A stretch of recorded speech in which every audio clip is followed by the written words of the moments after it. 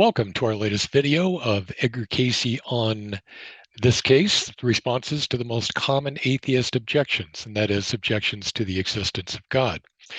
Before I get going, I want to be able to throw the disclaimer in there, letting you know there is no official interpretation of the Edgar Casey readings. I've studied them for the majority of my life, and so much of what I'm going to share with you here would be based on an extrapolation of what the readings have contained in them. So if you have questions, please put them in the comments section of our YouTube video here, or you can certainly email us and I'll give that to you at the end of the video. So as with anything, I like to start with an agenda for the presentation. This is based on an article I found on MSN.com called Reasons Atheists Don't Believe in God. And what you see below in order, and that's the left column first and then the right column as far as the order, not left, right, that the lack of evidence, the problem of evil, multiple deities, and so on are the I guess title with, and I'll get into greater detail as far as what the objection is, but it's giving you an idea of what the objection is just in a title line.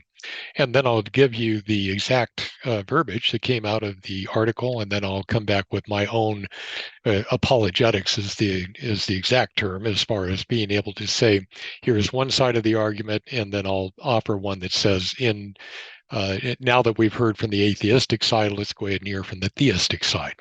So if you see those and you see one in particular that you would like to be able to jump forward to, as opposed to having to go through all of these. If you see one, you go, I've always wanted to know about, what about that third from the end on the right, anthropomorphism. And so if you wind up saying, I really want to know about anthropomorphism, I can go forward to all of that, and it's very easy to pick out which one you're looking at when you see the agenda here. Anyway, feel free to do that if that's the way you'd prefer to see the videos.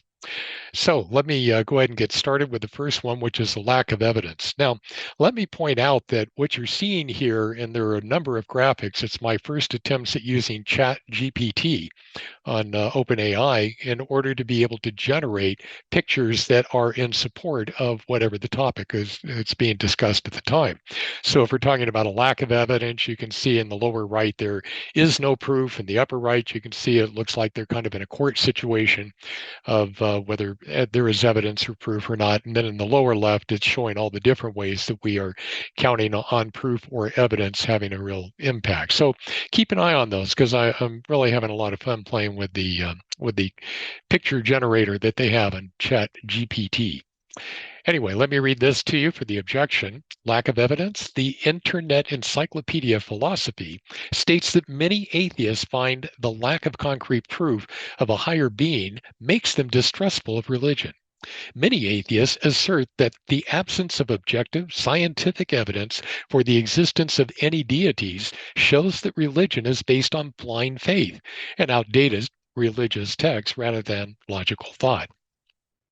So if you were to hold to what they call the scientific method, in which you are able to say, I have established a really good experiment here. It is testable, it is repeatable, and I have been able to get the same results every time that I've tested and repeated the test with the to be able to establish what is evidence or what is fact. So not being able to do that when it comes to the case of God, and we'll get into that. God's existence. We'll get into that deeper later on, but that's one of the basic, or one of the most common complaints of saying, why would you think God exists if you don't have this? So on the other side, where I'm showing you here a graphic that I had ChatGPT put together that says, show somebody meditate, excuse me. And so on the other side, and we're talking about establishing evidence or proof of God, I asked ChatGPT to put together a picture of someone in meditation making a connection with the Christ within. So the response to the lack of evidence argument is, meditation is how I prove to myself that God exists. I connect with God every time I make a connection with the divine within.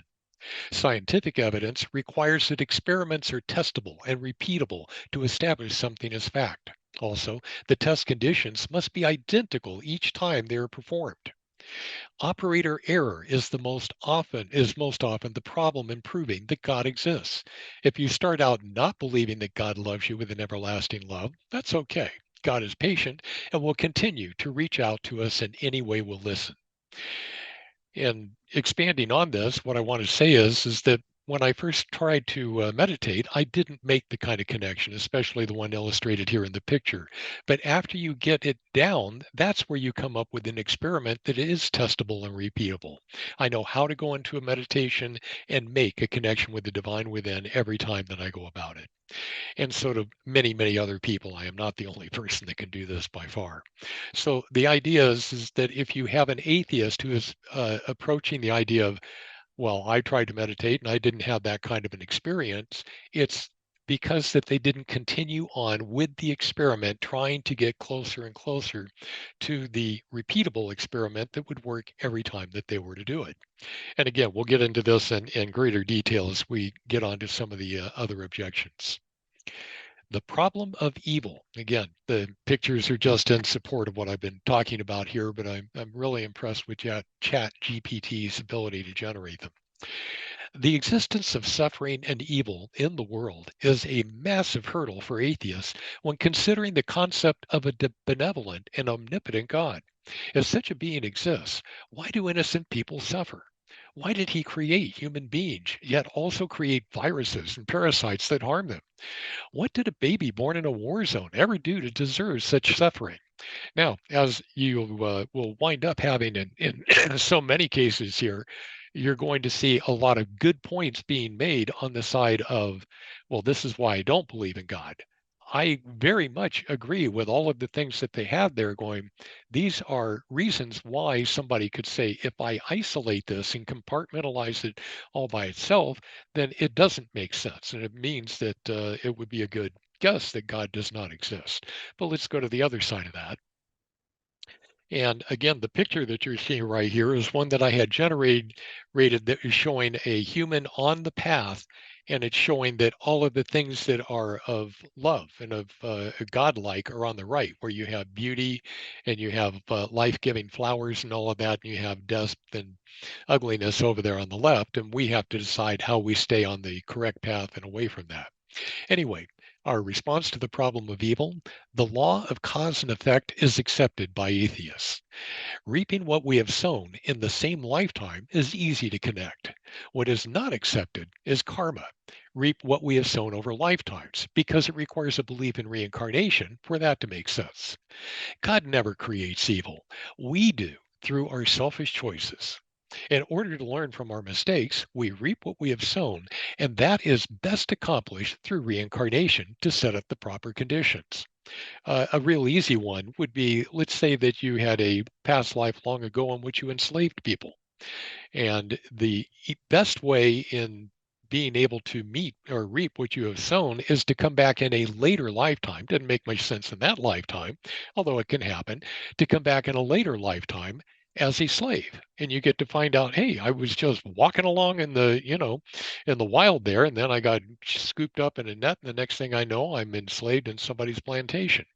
And you get to experience exactly what misery you had caused to other people. So if you look at the problem of evil exists, it isn't that God created it. We created the things that happen to us if you look at it from a perspective of reincarnation.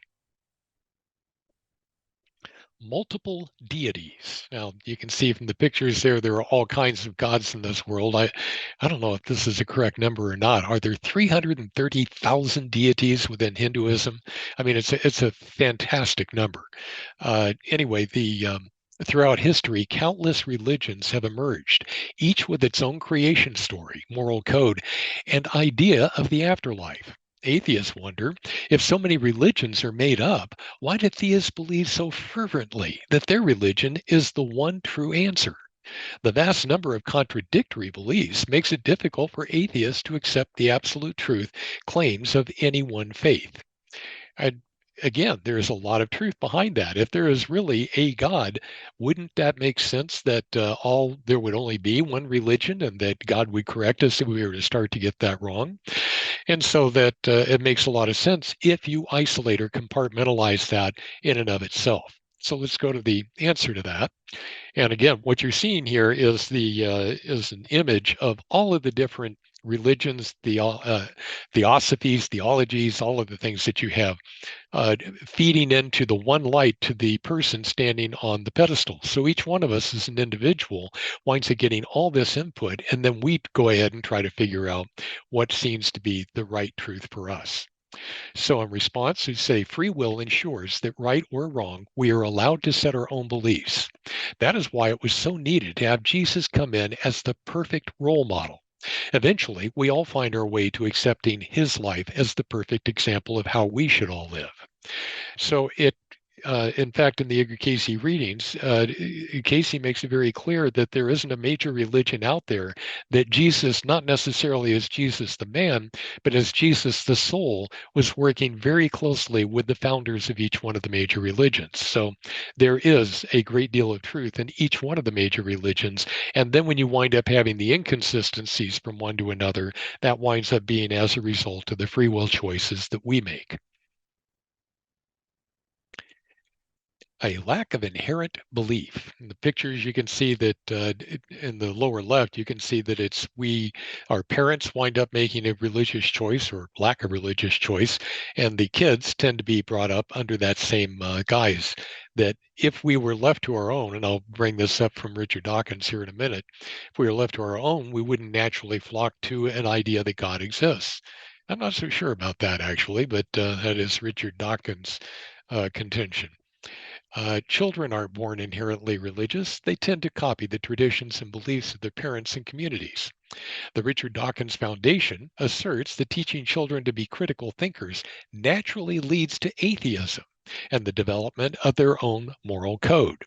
Atheists see this as proof that theism is neither inherent nor necessary.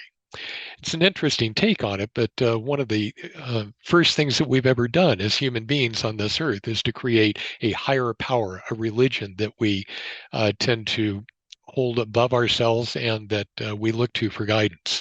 And that happened without anybody.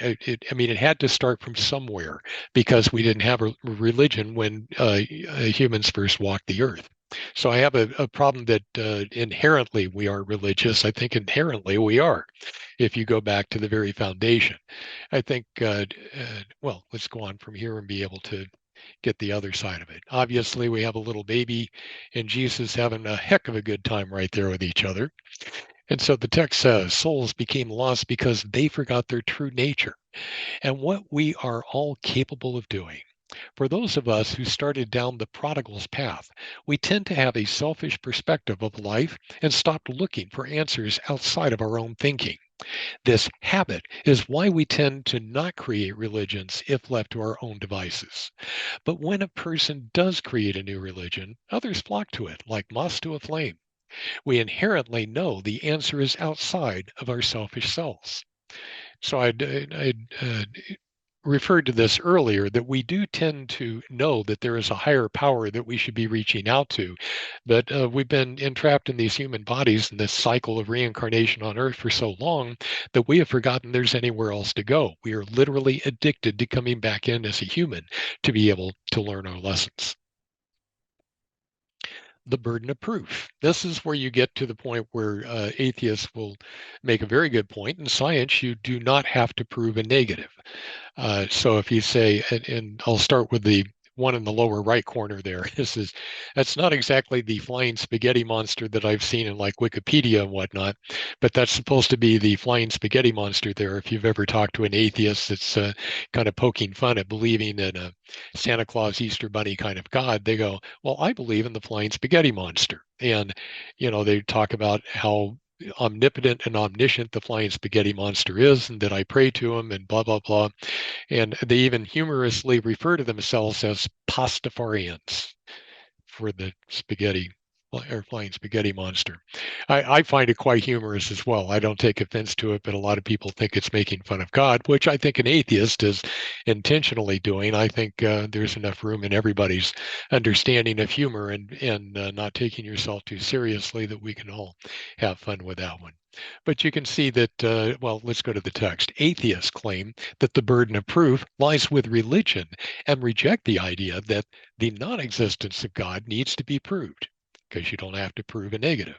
If someone claims that they saw a dragon or a unicorn, that person would have to show proof rather than expecting other people to verify that such beings did not exist.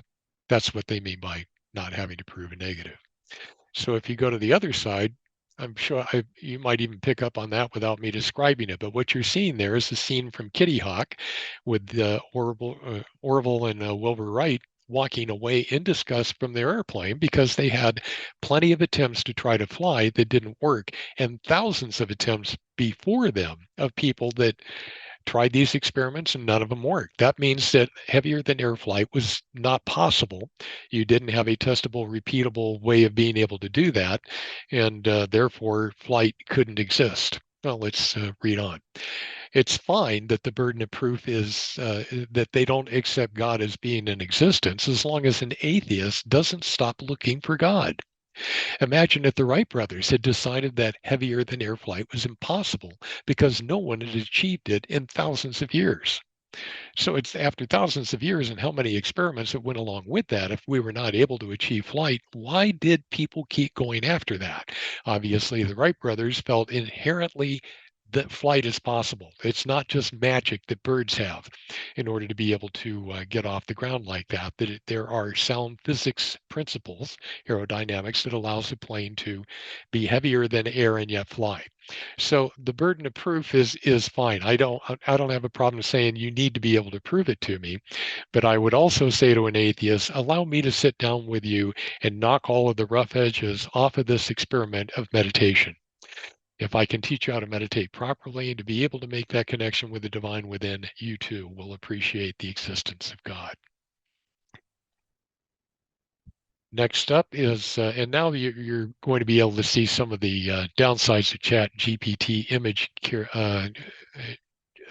generation. In the upper right corner, you may not pick it up, but see the black one at the 6 o'clock position of the table there says Bible, but it's two eyes in there. It's terrible at being able to come up with proper text. And then it has a Quran and a cross between the Quran and the Torah, as far as in the lower left, identifying, and that's just letters that it made up itself. But anyway, you're seeing that there are various religious texts all over. So the text or verbiage says the Bible, Quran, Torah, and other religious texts often contain contradictions, inconsistencies, and historical inaccuracies that are explained away by the devout as tests of faith, hidden messages, or non literal lessons. Atheists see such discrepancies as proof that such texts are the outdated creation of long dead men and not divinely sacred. I think one that just floored me when I heard it was a very traditional Christian uh, girl when I said, look, if we know the way that the universe works and that, in the speed of light, we're seeing things out there that are 100 million light years away from us. And there's all these, and so how long, you're saying that the universe isn't even 10,000 years old, and yet we have this light that's coming to us from these places that are light years away. And so there's just no way that it can be the way you're talking about. She goes, oh no, that's God testing us. And he created the universe with that light already at its source, all the way getting to Earth in all points in between. And it literally believed that it was testing their faith in order to say that God can do that, as opposed to saying that God would break his own laws of physics. Interesting concept. In response to it, you can, hello, there it is. The golden rule is something that is shared by everybody, including atheists. So again, we have the free will to believe whatever we desire. That's on the theist side and on the atheist side. The interesting aspect of this is humanity is getting better over time. So in assessing that, think thousands of years when assessing how we treat each other. So if you go back to 5,000 years ago, when one tribe beat up another, they'd kill all the men to abscond with all the women and take all their assets while they're at it. And now there's a new victor, and the other people just disappear from the face of the earth. It's not that you can't anecdotally have that happen again, but let's face it, when we went in there and we declared war on Iraq, we spent billions of dollars to go in there and try to restore their infrastructure, get their government up and running again, and have them operating as a country as before, just not with Saddam Hussein in charge. So we have a different way of being able to deal with things now. We have the Geneva Convention and how prisoners are supposed to be treated and so forth. Anyway, the answer to this is, again, we have the free will to believe whatever we desire. The interesting aspect of this is humanity is getting better over time, thinking of thousands of years and how we treat each other. And also, there is not a theology out there, atheists included, that don't believe in the golden rule as the best way to live. So in the Casey material, when they sit there and say that Jesus had a part in all of the major religions of the world, I think he also meant the anti-religion or atheistic point of view. Even the atheists say that the golden rule is well worth living your life by, or most of them.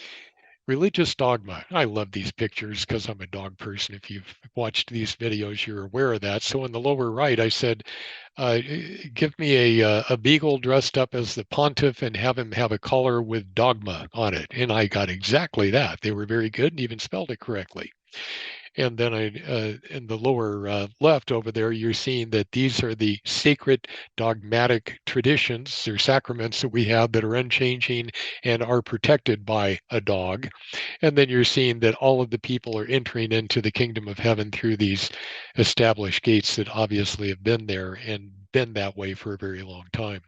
So the objection from the atheist side is organized religions often present a set of unchangeable beliefs or tenets that followers are expected to accept without question, even in light of more progressive social attitudes or scientific discoveries. Atheists who often value reason, modernization, and critical thinking find this blind dogmatic approach incompatible with their way of understanding the world. So if all of a sudden one day you're allowed to you can't eat meat on Friday and you're supposed to eat fish on Friday, and then all of a sudden, well, it's not that big a deal after hundreds of years goes by, that's the kind of thing, dogmatic approach that atheists are objecting to. I love the picture of Jesus there throwing the dogma away. Jesus has no use for dogma. And the text says, religions are a creation of humanity. So is science. And both are our attempts to write things down to compare with truth over time. Religions forgot to improve. And that's how we end up with dogma. There'll be another slide later on that shows that religion is a dynamic thing. And in fact, the Bible is a great historical document that shows our growing understanding of the unconditional love of God. And it doesn't have anything to do with dogma. If you have all of these sacraments and whatnot that draw people together and they have these traditions, they can serve a good purpose in that way. But as soon as you stop thinking about why am I doing this, and you just go ahead and repeat the words or do the motions or whatever it is, then you've taken everything out of it that Jesus was trying to teach us with the Last Supper and so on. Useless prayers. As you can see, there's a rather doubtful kid in the lower left corner there, or a court jester. It's like, I really don't think this is working.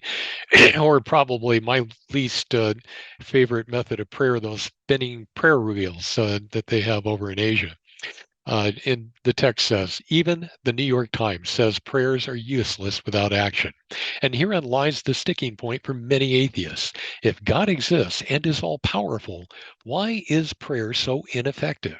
If two devout people pray opposite events for opposite events, who gets their way? While the sentiment behind prayers for healing, peace, and love is noble, atheists know that they have no benefit beyond that. So it's a great way to be able to put it. Say if you have two people that are praying to have opposite things happen, is who is going to wind up getting their way?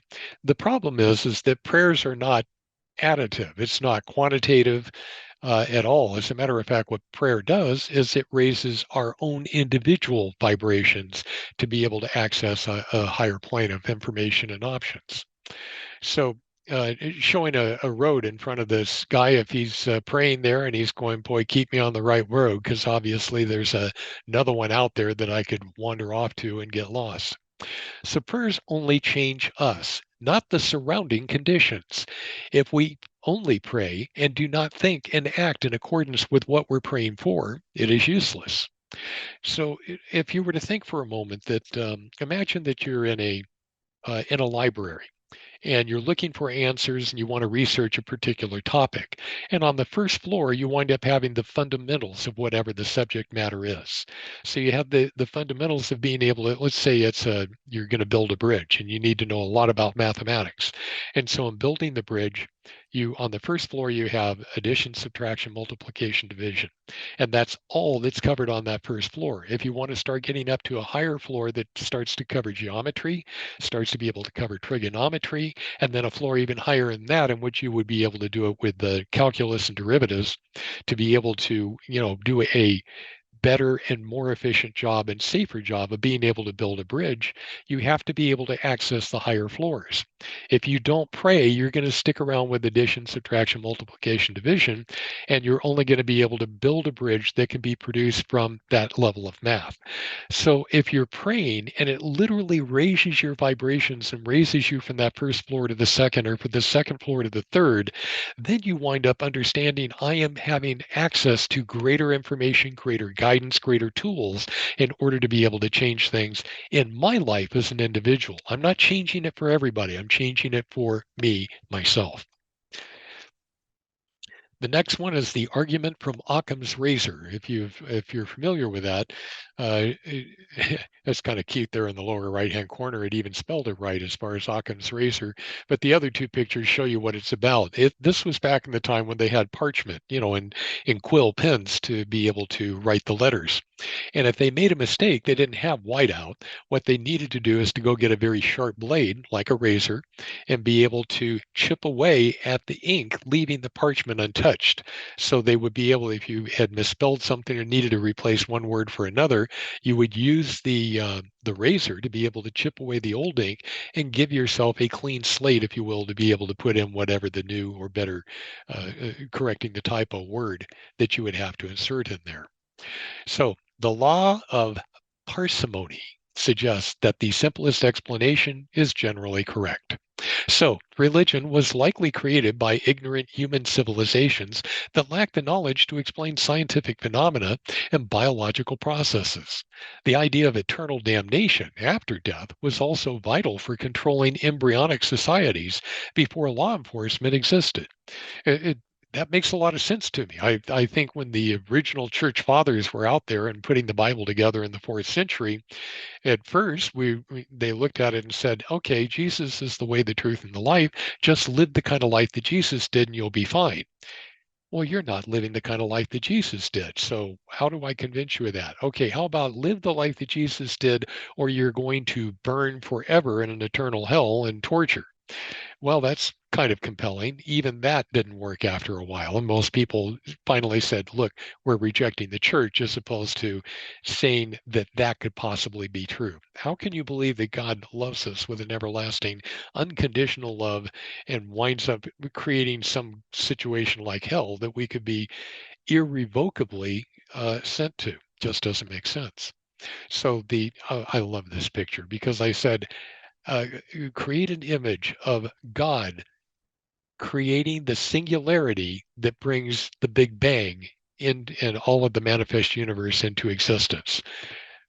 It did a beautiful job of that. I think people would have a heck of a time trying to paint that if and the computer comes up with it in seconds. So the argument from the Occam's razor side of things from the atheist, is it simpler to believe this perfect manifest universe came to be through an infinite number of lucky random events? Or is there a divine intelligence behind it all? An atheist will say they believe in one less God than I do, being Occam's razor. And atheist says, I believe in one less God than you do. Therefore, my solution to how the universe came to be is simpler than yours. I believe in that loving God. Our loving God is far more than the unimaginable luck required to create the perfectly running manifest universe we see around us. The idea that all of these things, I mean, trillions upon trillions of events took place one after another randomly, but coming up in a perfect sequence so that the universe could be as perfectly ordered as it is. I think it'd be much easier to set 100 monkeys down at typewriters and have them create the works of Shakespeare without a typo. I'm just trying to make a point there. It just makes no sense at all that all this happened randomly. So to have the concept of, God's there saying, let there be light, and it's going to do so in such a way that love and harmony prevail. I think that makes sense of how we wound up with the universe around us that we did. The focus on faith over reason. Many religions emphasize blind faith as a core tenet and dissuade followers from free thinking, questioning long held beliefs, or seeking evidence.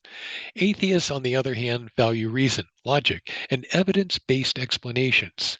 They often find scientific experimentation and the flexible evolution of ideas over time to be a more rational and intelligent approach, just like I guess literally, if you ask somebody in the 15th century, is heavier than air flight possible, they would say no, no, it's not. At least not yet. Doesn't mean we won't continue to try. And then all of a sudden, the Wright brothers come along, prove that it can be done, and now it's an established fact, and the laws of aerodynamics are in textbooks. I don't think it'll be all that different with God in the future. At this point, we have to say we have not been able to prove, according to the scientific method, that God exists. However, I am still hopeful that God does exist and that we should continue to experiment and figure out how to prove that that is, in fact, the case. In response to this, you see that God is not really asking for faith over reason. I don't think there's a problem at all with going out and questioning anything that sounds wrong about the religion that you believe in.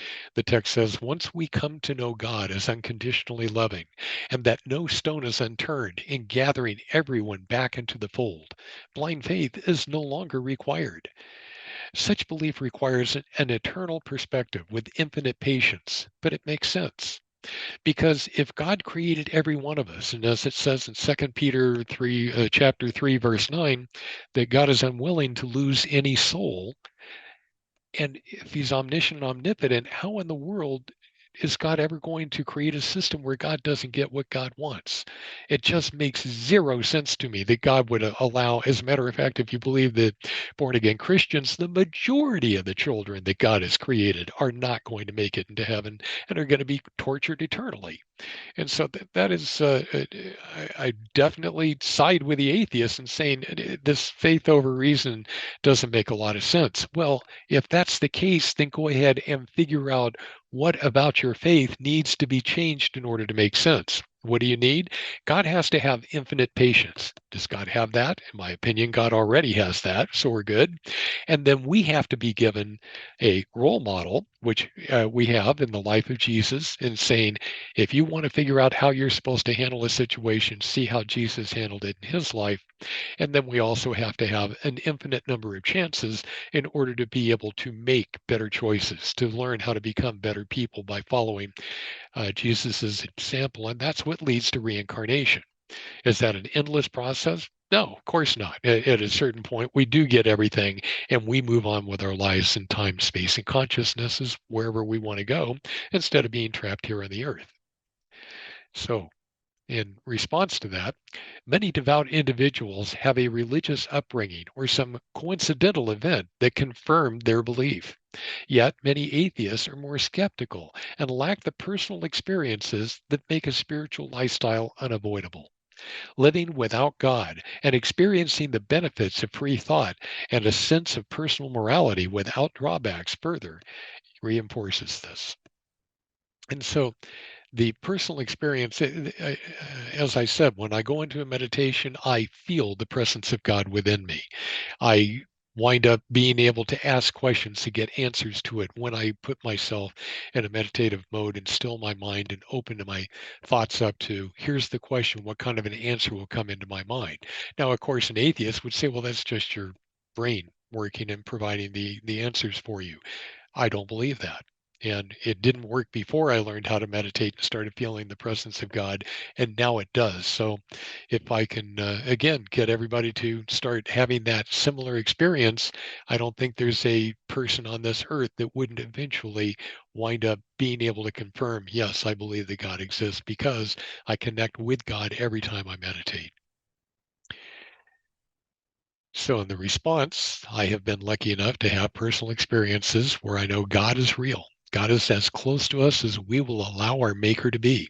If we don't pursue that close relationship, God is patient and will wait until we do desire it.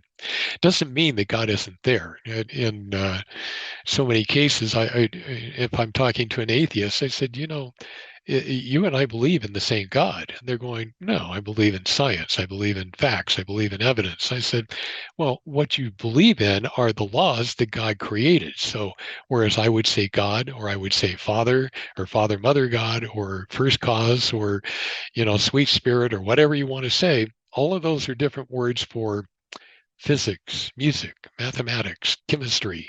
Those are all other words for God in what God created the manifest universe.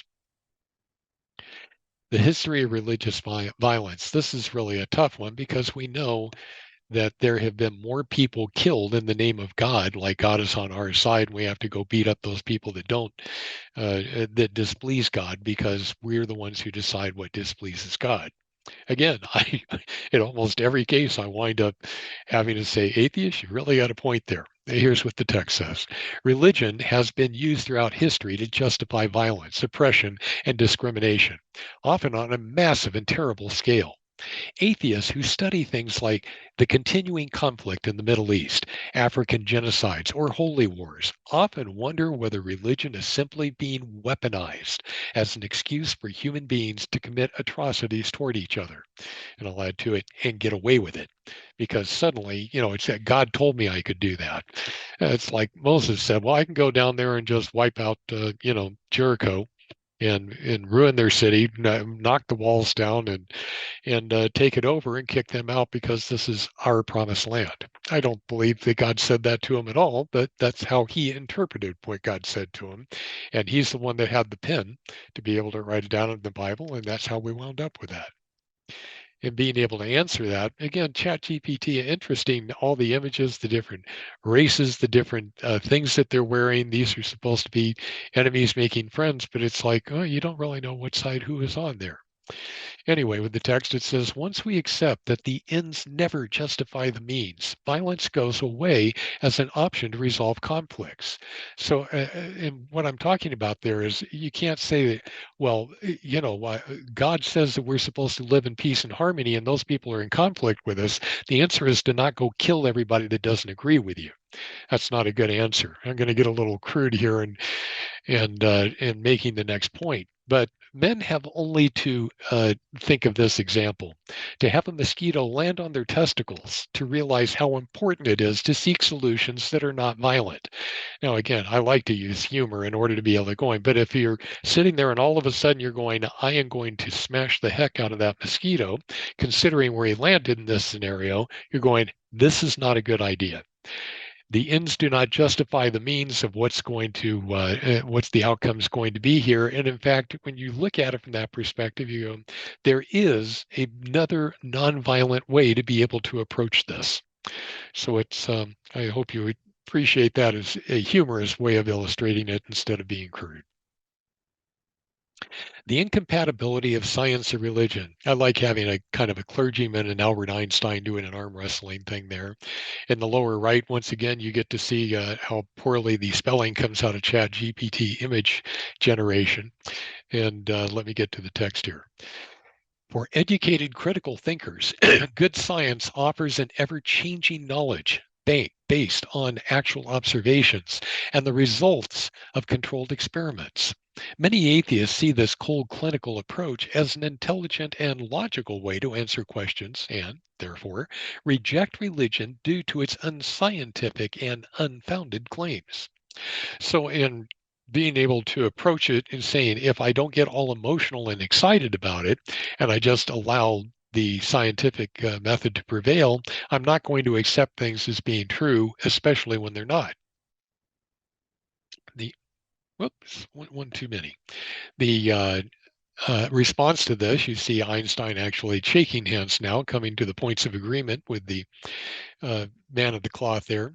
I'm unsure why science believes that because there is a scientifically lawful reason behind why things occur in the manifest universe, that that's a reason to not believe that God is behind that. Once you accept that God created a lawful universe and it is doing exactly what God programmed it to do, that objection goes away.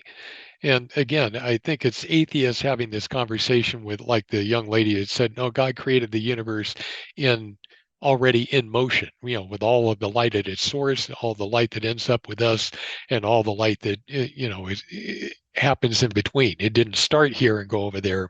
It all started in existence. Oh, that's crazy.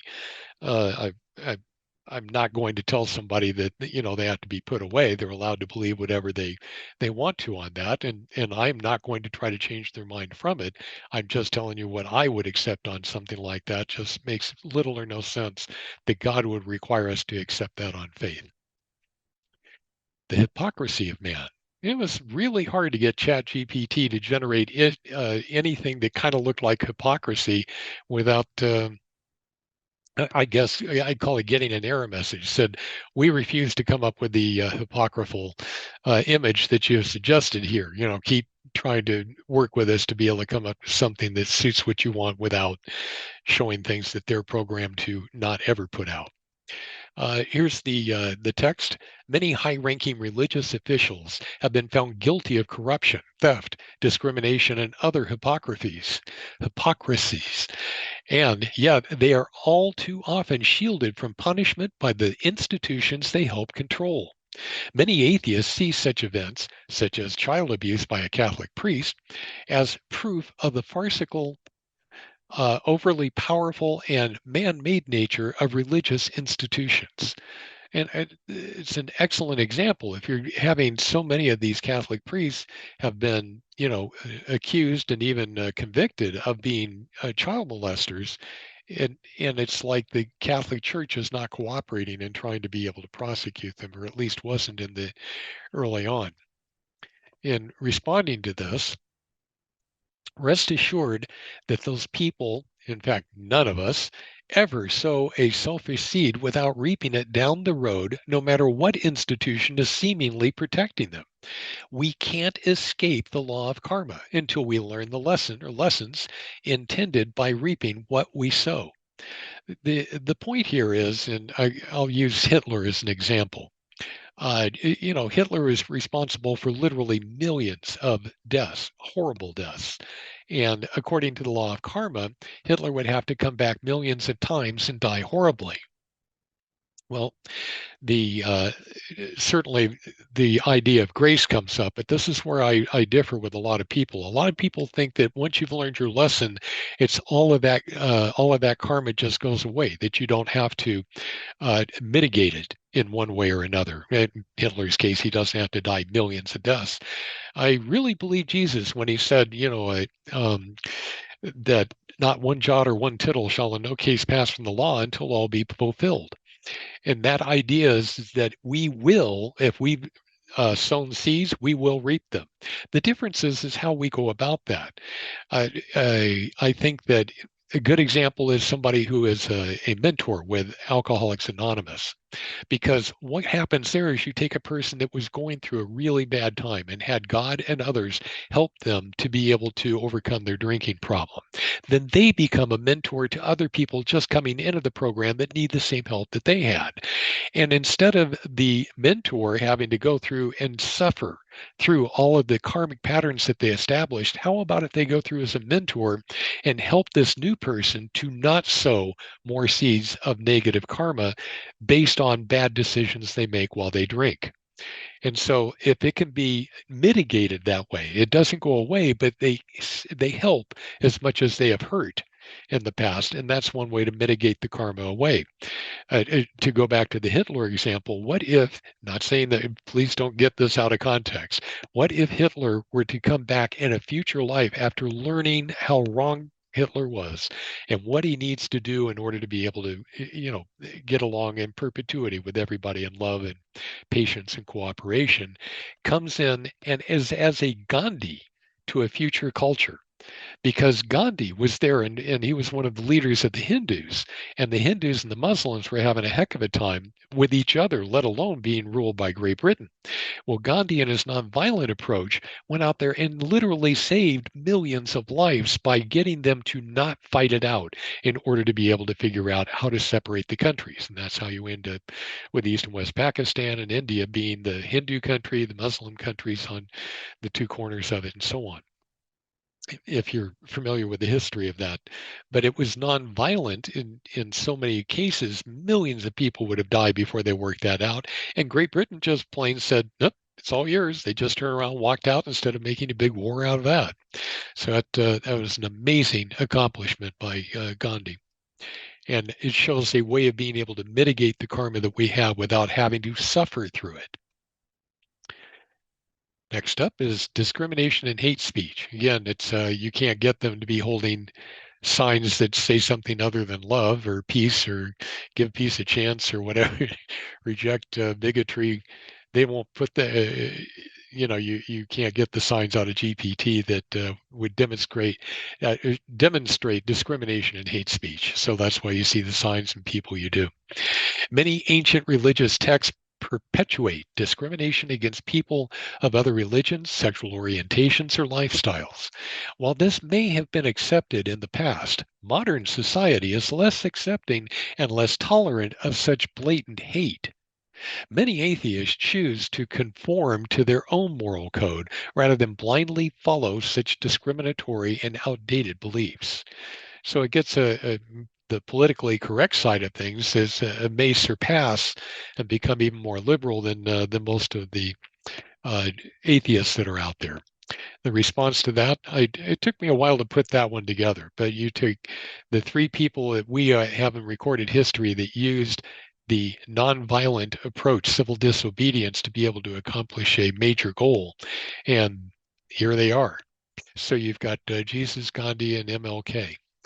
I agree with this sentiment and prefer to develop my personal beliefs through a cafeteria plan that collects the best truths from all religions as I see best fits a God of unconditional love.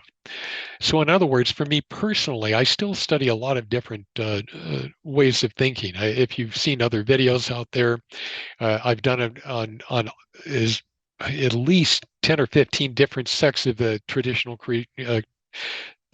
Christian religion. I've also been able to look at what I believe and what's in the Casey material compared to A Course in Miracles. I've done the same thing in comparison to Eckhart Tolle.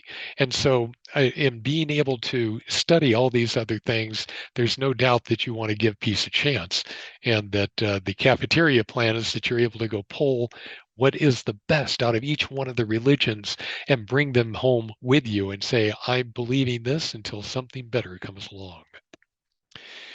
The psychological need for religious belief. That's supposed to be a man of the cloth there on the left and the lower right picture, and Sigmund Freud on the right. And on the left, it's showing a picture of a person meditating that's getting the input from all of those different symbols, whether that be a Muslim, Hindu, Judaism, Christianity, and so on. And then it's kind of a neat graphic of a brain showing that how we pattern religious beliefs onto the brain itself. So in the text, being logical and less emotional, some atheists suggest that religious belief stem from a human desire for comfort, purpose, and community. They argue that comforting and childish ideas, like the concept of heaven, aren't alluring enough to persuade them to suspend their own beliefs and ignore scientific facts. So that it's kind of hard for an atheist to say, well, apparently religion is something, it does something for us, or it wouldn't have hung around as long as it has. But the higher you elevate your mind and the more, you are more logical, as opposed to just trying to desire comfort and camaraderie, in those comforting and childish ideas tend to go away, and you don't have to suspend what is important to you in order to be able to come up with your own personal worldview. And my response to it is, logically speaking, wouldn't you create heaven for your own children if you could? Why would we expect less of our omniscient, omnipotent creator?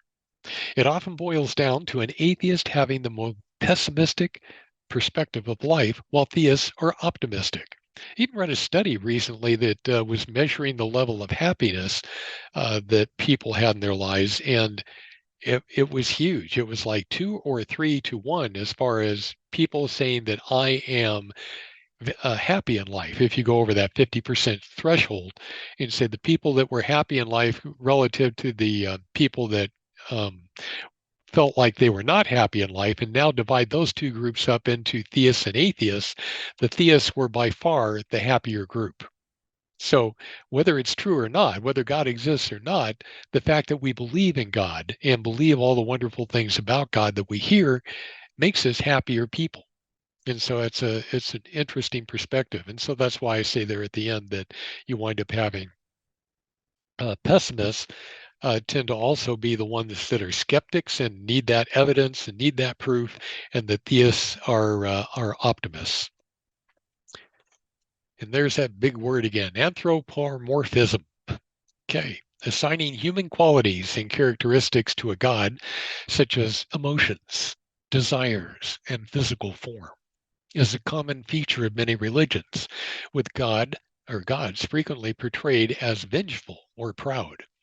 Atheists argue that such emotions are human, not divine, proving mankind made their gods in their own image and not the other way around. Probably anthropomorphism is often used to be able to say that we attribute human qualities to the God that we believe in. But in the full use of the word, if you look in the upper right corner picture, you'll see that there are a number of animals and inanimate objects even that we would attribute human qualities to them in that picture. And I like Michelangelo taking a break to connect with God as he's painting the heaven and hell scene in the Sistine Chapel. And so here's the response. I wound up having a Geppetto kind of person there, and the guy with the beard, and there he is creating his Pinocchio and all of the other little dolls that are around it, indicating that, and so man created God in his angels in his own likeness. So it's making it very clear there that in anthropomorphism, yes, we do indeed put our human qualities on God, and that's how we can say that God, loved Jacob and hated Esau, or that God is vengeful, or that God, gets angry, or that God, blah blah blah. We're putting the human characteristics on God, and I think those are not correct. The answer here is I agree with the atheist in this case. That is a good reason to not believe in the sanctity of human made things like religion, like science, like politics, etc. But we can always count on God's ways to be perfect, to be logical, and not rate any soul above another. Overly secretive gods, kind of if you look at the upper right there, I put the password required in order to get into heaven. It's kind of my sense of humor. Couldn't get Chat GPT to put it in there, so I added it.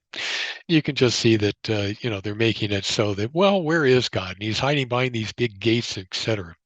So if the Christian God, for example, truly exists and desires a relationship with humanity, why is he entirely absent? Theists conveniently assert that God is testing his believers, which seems like a pretty manipulative and unhealthy thing for a supposedly benevolent God to do. Atheists don't accept this explanation, and they see the invisibility of gods as proof of their fantasy nature. One of my favorite pictures of this whole thing right here, this and God touching the singularity. I said, create an image of a fish who does not believe in water. And here it is. That's all I said. And it gave me this. And I'm going, what a wonderful picture to capture this moment. Atheists strike me as being similar to fish who do not believe in water. To say that God is not evident in this universe makes the same amount of sense as fish ignoring the obvious presence of water that sustains and nurtures their lives. Since God exists without need of energy, matter, space, or time, and science requires that we measure God's existence by those things, proving God's existence beyond what we can measure is a lot like trying to pick up the chair in which we are sitting upon. So if you actually read that whole thing, it's just saying, how can you say, if you landed on the moon and you found a Rolex watch up there on the moon and you were Neil Armstrong and you're supposed to be the first person that stepped on it and you pick up that Rolex watch and you go, I must not have been the first person that was here. I say that about the consciousness that created the universe. You look out at this perfectly ordered universe and you go, this is the Rolex watch that's telling me that somebody has already laid all this stuff out here, much brighter than me, much smarter than me, been here a lot longer than me. And there's all the proof that you need instead of it being a fantastically amazing random sequence of events that just perfectly worked out.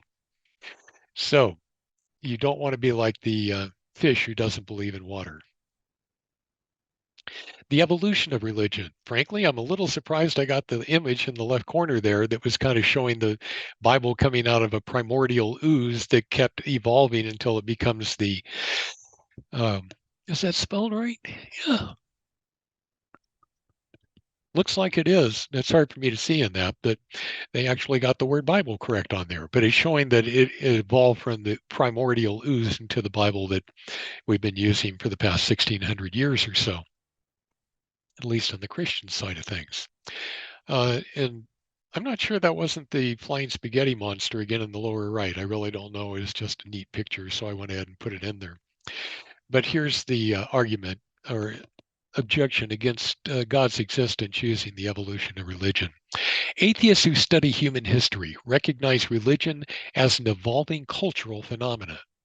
Religious beliefs and practices and the way humans have worshiped their gods have changed over time, with sacrifices and superstitions replaced by capitalistic mega churches, for example. Atheists often think this human led evolution proves a lack of divinity. So it makes sense that Christians want it, just like it says right there at the end of the book of Revelation. Anybody that changes the word of this book is condemned, and you're not supposed to do it ever. And I'm thinking, good gosh, if you wind up thinking that the Bible is a historical document that shows our improving understanding of the unconditional love of God, we never should have been writing the Bible. Well, that brings us to our next slide, where the Bible could even be revised here in 2024 if we did it that way. The text says, I find that studying the evolution of any religion's tenets in politics is an excellent historical study of humanity's growing understanding of the unconditional love of God. I believe we should not stop adding to the Bible for similar reasons. There is so much more of a loving perspective that we have on God today than even when Jesus walked the earth. So we are slowly getting better. I wanted to make sure you would like a PDF copy of the presentation so that you have the exact verbiage of what all the two sides of the argument are. Go ahead and send an email request to edgarcaseyaz@gmail.com, and I will be glad to send that out to you, usually within 24 hours. If you've ever wondered what Edgar looks like when he's younger, that's what it looks like when he's younger. Let's see if I can, I'm not able to make the image move on that. I'd love to, but it actually shows this is actually a video, and what it does is it morphs 3 or 4 pictures of Edgar still shots that he had from back at that early age, and it morphs one into the other, but it looks like he's kind of moving his head around and like acting live on there. Very, very unusual shot that I am not able to do the way that I'm doing this Zoom recording of of this thing. Anyway, I welcome your questions, your comments in the YouTube section of the video, and again, if you do want a copy of this, I'm glad to send. By the way, it is about 6.5 megabytes, so I'm going to be emailing you a big file, but don't feel bad. It's closer to 100 megabytes when done in the original PowerPoint format, so it's considerably shrunk in what you will wind up getting in the mail if you do ask for it. Anyway, I thank you for hanging in there on this presentation, and I will continue to be able to do along with the other folks here, the short, medium, and long presentations, whether it be less than 60 seconds, around 5 minutes for the Casey clips, or even the longer one that's closer to an hour like this one. So thanks.